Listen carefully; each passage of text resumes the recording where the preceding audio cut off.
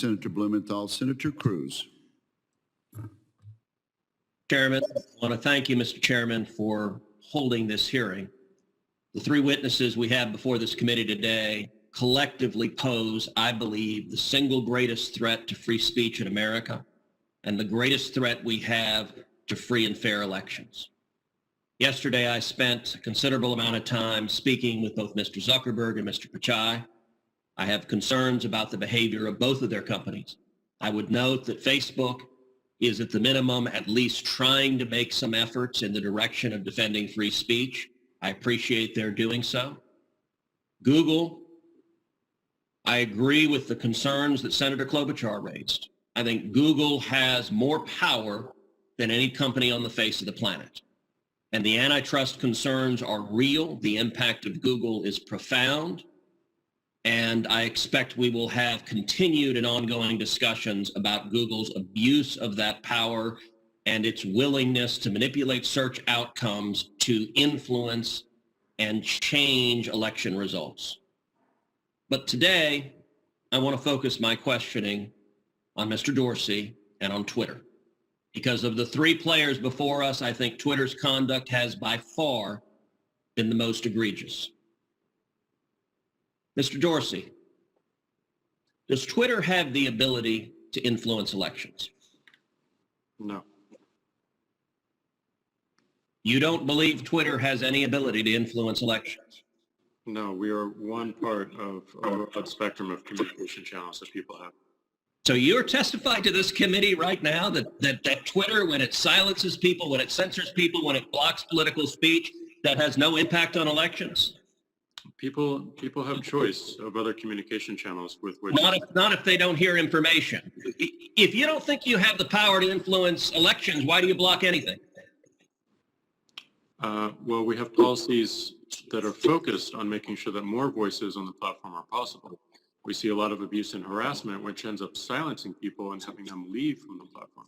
All right, Mr. Dorsey, I find your opening questions, your opening answers absurd on their face. But let's talk about the last 2 weeks in particular.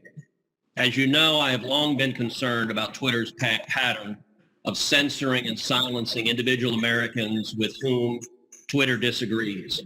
But 2 weeks ago, Twitter, and to a lesser extent Facebook, crossed a threshold that is fundamental in our country.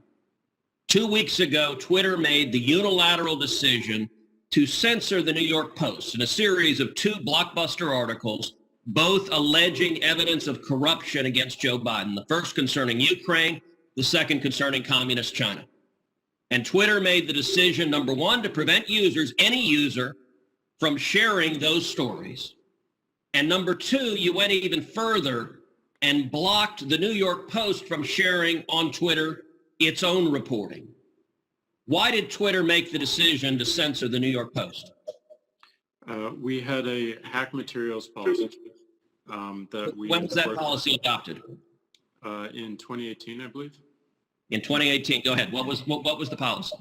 So the policy is around limiting the spread of materials that are hacked. We didn't want Twitter to be a distributor for hack materials. We found that the New York Post, because it showed the direct materials, screenshots of the direct materials, and it was unclear how those were attained, that it fell under this policy. Now, so in your view, if it's unclear the source of a document, and in this instance, the New York Post documented what it said the source was, which it said it was a laptop owned by Hunter Biden that had been turned into a repair store. So they weren't hiding what they claimed to be the source. Is it your position that Twitter, when you can't tell the source, blocks press stories? No, not at all. Our team made a fast decision. The enforcement action, however, of blocking URLs, both in tweets and in DM, in direct messages, we believe was incorrect. And we changed it. Today, right now, the New York Post is still blocked from tweeting 2 weeks later. Yes, they have to log into their account, which they can do at this minute, delete the original tweet, which fell under our original enforcement actions, and they can tweet the exact same material in the exact same article, and it would go through So, Mr. Dorsey, your ability is you have the power to force a media outlet. Let's be clear. The New York Post isn't just some random guy tweeting. The New York Post has the fourth highest circulation of any newspaper in America. The New York Post is over 200 years old. The New York Post was founded by Alexander Hamilton. And your position is that you can sit in Silicon Valley and demand of the media that you can tell them what stories they can publish, and you can tell the American people what reporting they can hear. Is that right?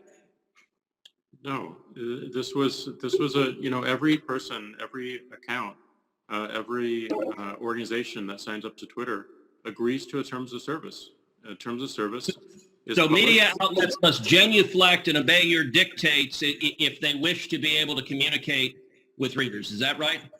No, not at all. We recognize an error in this policy, and specifically the enforcement. You're still blocking their changed posts.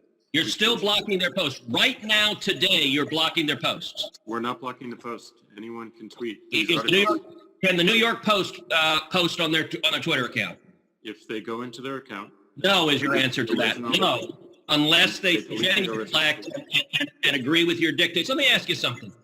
You claimed it was because of a hacked materials policy. I find that facially highly dubious and clearly employed in a deeply partial way.